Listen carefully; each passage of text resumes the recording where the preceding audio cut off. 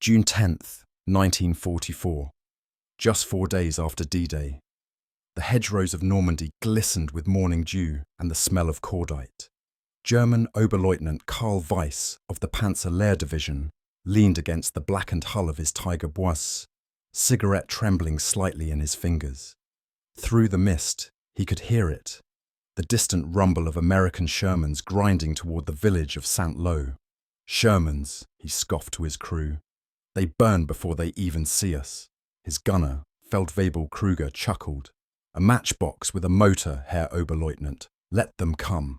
For months, the Tiger crews had mocked the M4, the so-called Ronson, named for the lighter brand that lights first time, every time. Against the Tiger's 88mm gun and heavy armour, the Sherman was outclassed in nearly every way.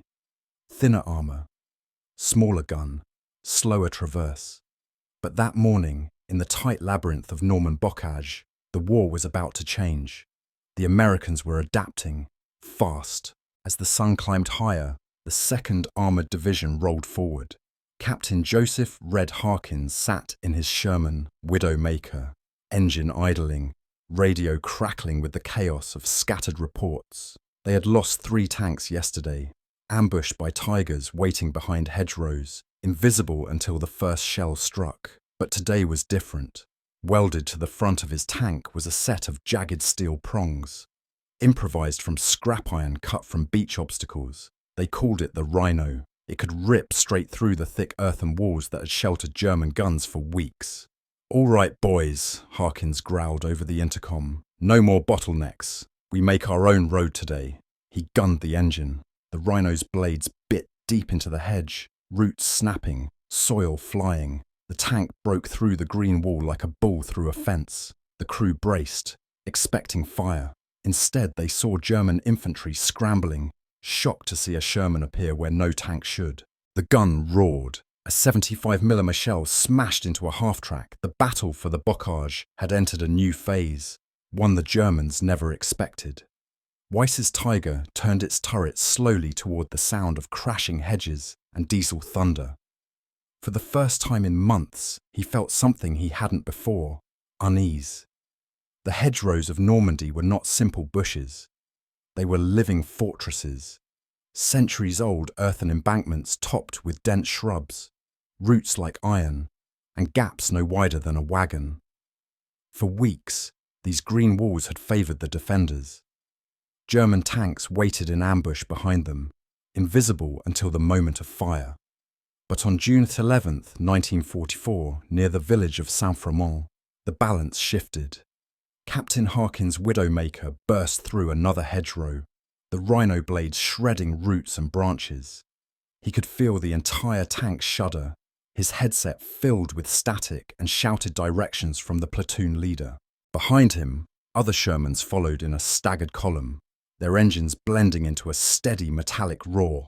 "Contact left!" someone yelled over the radio. A Tiger opened fire from 600 yards away. Its 80mm shell screamed across the field, hitting the 2nd Sherman broadside. The explosion tore through the air, black smoke rising instantly. The crew of Widowmaker froze.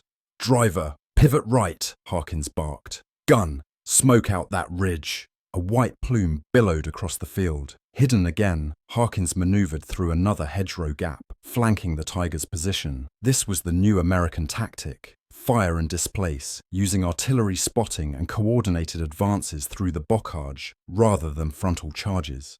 Overhead, the thunder of Allied P-47 Thunderbolts roared. The sky shimmered with sunlight flashing off their wings as they swept in low to strafe German positions. The Tigers, formidable but slow, could do little but rotate their turrets in frustration. Inside one of those Tigers, Oberleutnant Weiss peered through his cupola. "Where are they?" he muttered. "They vanish and reappear like ghosts." Moments later, the hedgerow behind him exploded. The ground shook as a 105mm artillery round landed barely 30 meters away. Dirt rained down on his turret. He slammed the hatch shut. Through his periscope, he caught a glimpse. A Sherman nosing through the trees, its hull gleaming with fresh mud, Rhino teeth glinting in the sunlight. It was charging straight for him. Kruger swung the Tiger's gun to meet it, but too late. The Sherman fired first.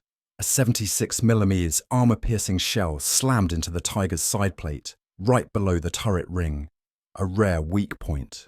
The Tiger shuddered violently, flames licking from its vents.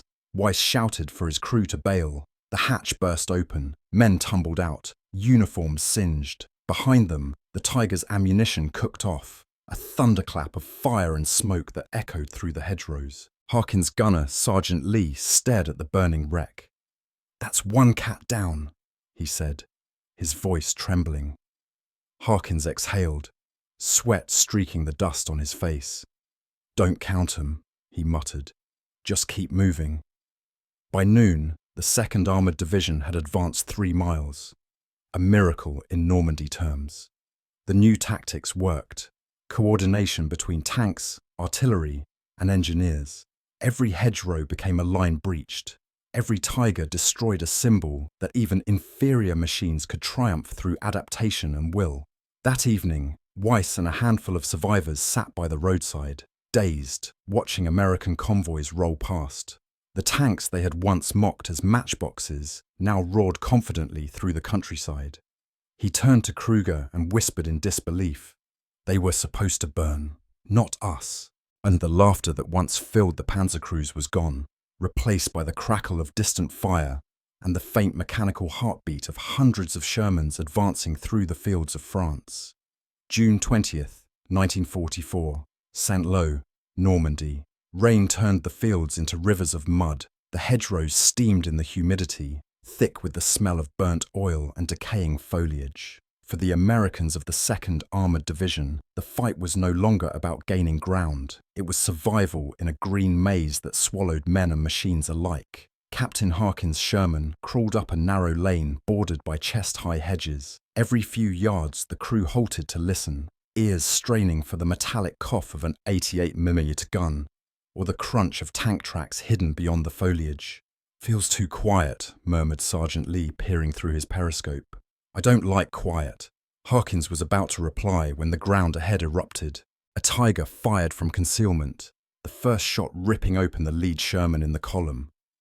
Shrapnel whistled through the air, dirt raining down. The column scattered. "Reverse! Reverse! Back into cover!" Harkins shouted, but the rhino blades jammed in the wet soil. The Sherman's engine roared, wheels spinning uselessly. Then came a flash. Another shell, this time striking just ahead, showering them in earth and smoke. The radio crackled. "This is Baker 3. We're pinned. Need artillery. Grid 421 Delta." High above, a forward observer perched in a ruined church tower called in coordinates. Minutes later, the horizon to the north lit up. The thunder of American 105s rolled through the clouds, shells screaming down into the hedgerows. The effect was devastating. Earth lifted like waves, hedges splintered, and the German ambush dissolved under a rain of steel. When the dust cleared, Harkin's crew pushed forward again. Ahead, a Tiger lay tilted on its side, one track blown off, smoke rising from the turret ring. The once feared symbol of German supremacy was silent now. Another casualty of an enemy that refused to fight the same war twice. Across the fields, German survivors fell back towards Saint-Lô, exhausted and disillusioned. The mighty panzer divisions that had once ruled Europe now fought defensively, trapped in a shrinking pocket of control. Among them was Oberleutnant Weiss. His uniform was torn, his boots caked with mud. He limped beside a burned-out half-track, listening to the distant drone of Allied aircraft circling overhead. When a runner approached, shouting orders, "Retreat to Hill 192! Hold the line!" Weiss only nodded absently. He had held the line before. He knew what was coming next. That evening, he wrote a final note in his field journal. "The Americans fight differently now. They learn faster than we thought. Their tanks may be weak, but their minds, that is where the danger lies." By the time Saint-Lô fell on July 18th, the Bocage no longer belonged to the Wehrmacht. The once unstoppable German armoured forces had been broken by adaptation, ingenuity, and sheer persistence. The Shermans rolled on, their rhinos cutting through the last of the hedgerows like ploughs through the old world, leaving behind smouldering tigers and the fading echoes of German laughter. Weeks later, reports from the front reached Berlin. The German high command was stunned. Nearly 400 armoured vehicles lost in Normandy, many to Shermans. Tanks they had dismissed as obsolete. Field Marshal von Kluger's briefings grew darker each day. "They fight with factories, not with tanks," he remarked grimly. He was right. Behind every Sherman destroyed, 2 more arrived, shipped from England, repaired overnight, or rebuilt from parts scavenged in the field. The Americans' true weapon was not their armour, but their logistics. By late July, Operation Cobra began. The US First Army tore through the weakened German lines with massed air power and armoured thrusts. The rhinos led the way, crude inventions born from desperation, now instrumental in breaking the stalemate. Captain Harkin's unit was among the first to breach the German defences near Perrier. They emerged from the bocage into open farmland at last, the horizon wide, the air thick with smoke and liberation. He stood atop his Sherman as the sun dipped below the ruins of Normandy's hedges. "That's it, boys," he said softly. "We're through." Back in the distance, Oberleutnant Weiss watched through binoculars, the glow of burning tanks reflecting in his eyes. His adjutant asked quietly, "What do we do now, Herr Oberleutnant?" Weiss lowered the glasses. "Now," he said, "we wait for the end." In that moment, the laughter that had once mocked the Sherman turned into silence. The kind born of understanding, of realization too late. The myth of German invincibility had ended not with a grand defeat, but with the steady grind of steel teeth tearing through green hedgerows. The Americans had learned, adapted, and conquered, and the tigers, once kings of Europe, lay burned in the fields of Normandy.